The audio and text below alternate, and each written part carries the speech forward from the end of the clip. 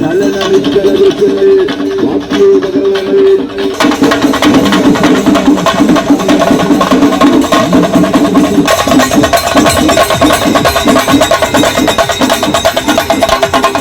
ചെണ്ടമേളത്തിന്റെയും വാദ്യഘോഷങ്ങളുടെയും അകമ്പടിയോടെ നൂറുകണക്കിന് ആളുകൾ പങ്കെടുത്ത ഘോഷയാത്രയോടുകൂടി പുനലൂർ ഫെസ്റ്റ് 2025 തുടക്കം കുറിച്ചു.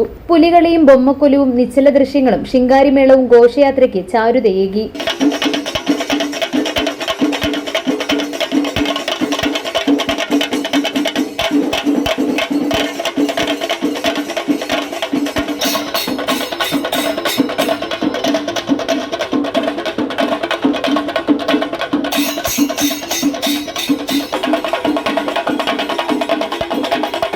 ഓഗസ്റ്റ് 29 വെള്ളിയാഴ്ച വൈകിട്ട് 5 മണിയോടെ TB ജംഗ്ഷനിൽ നിന്നും ആരംഭിച്ച ഘോഷയാത്ര മുനിസിപ്പൽ സ്റ്റേഡിയത്തിൽ സമാപിച്ചു.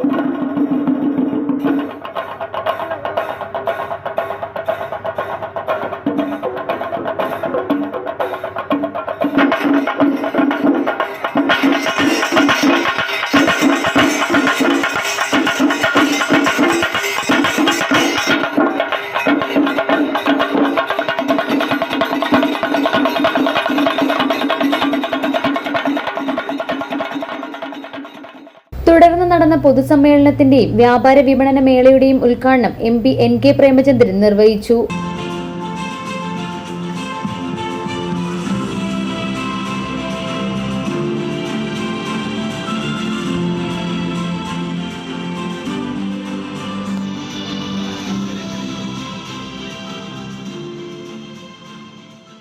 പുനലൂർ ഫെസ്റ്റിന്റെ ഭാഗമായി ഓണം ഫെസ്റ്റിന്റെ ഭാഗമായി വിജയകരമായി പൂർത്തീകരിക്കാൻ കഴിഞ്ഞിട്ടുണ്ട് എന്നുള്ളത് ഈ അവസരത്തിൽ പ്രത്യേകം ശ്രദ്ധേയമാണ്. ഈ 2025 ഈ വർഷത്തെ ഓണവും ആ നിലയിൽ പുനലൂർ ജനതയെ സംബന്ധിച്ചിടത്തോളം, അതുപോലെ ആര്യങ്കാവ് ഉൾപ്പെടെയുള്ള പ്രദേശങ്ങളിൽ നിന്നും മലയോര മേഖലയിൽ നിന്നുള്ള ജനങ്ങളെ സംബന്ധിച്ചിടത്തോളം അവരുടെ ഏറ്റവും പ്രധാനപ്പെട്ട ഒരു ഫെസ്റ്റിവലായി, ഉത്സവമായി പുനലൂർ ഫെസ്റ്റ് മാറിക്കൊണ്ടിരിക്കുന്നു എന്നുള്ളത് വളരെ വളരെ സന്തോഷകരമായിട്ടുള്ള അനുഭവമാണ്. നമുക്കറിയാം, ഇന്ന് വളരെ പ്രതികൂലമായ കാലാവസ്ഥയിലാണ് ഇപ്പോൾ ആരംഭിക്കുന്നത്. തുടർച്ചയായി വരുന്ന ദിവസങ്ങളിലൊക്കെ മഴ ഉണ്ടാകുമെന്നാണ് കാലാവസ്ഥാ നിരീക്ഷണ കേന്ദ്രം പ്രവചിച്ചിട്ടുള്ളത്.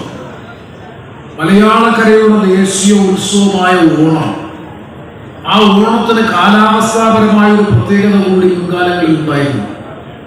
ഏറ്റവും പ്രസന്നമായിട്ടുള്ള കാലാവസ്ഥയിലാണ് പതിറ്റാണ്ടുകൾക്കപ്പുറത്ത് ഓണം നമ്മൾ ആഘോഷിക്കുന്നത്. ഒരു കാർഷിക വിളവെടുപ്പിന്റെ കൂടി മഹോത്സവത്തിന്റെ ഭാഗമായിട്ടാണ് മലയാളക്കര ഓണത്തെ വരവേറ്റുന്നത്, ഓണം ആഘോഷിച്ചിരുന്നത്. വിളവെടുപ്പ് കഴിഞ്ഞ് മഴ മാറി വളരെ പ്രസന്നമായ കാലാവസ്ഥയിൽ, നല്ല വെയിൽ വന്ന് പ്രസന്നമായ കാലാവസ്ഥയിലാണ് സാധാരണഗതിയിൽ മുൻകാലങ്ങളിൽ ഓണം കൊണ്ടിരുന്നത് എന്നുണ്ടെങ്കിൽ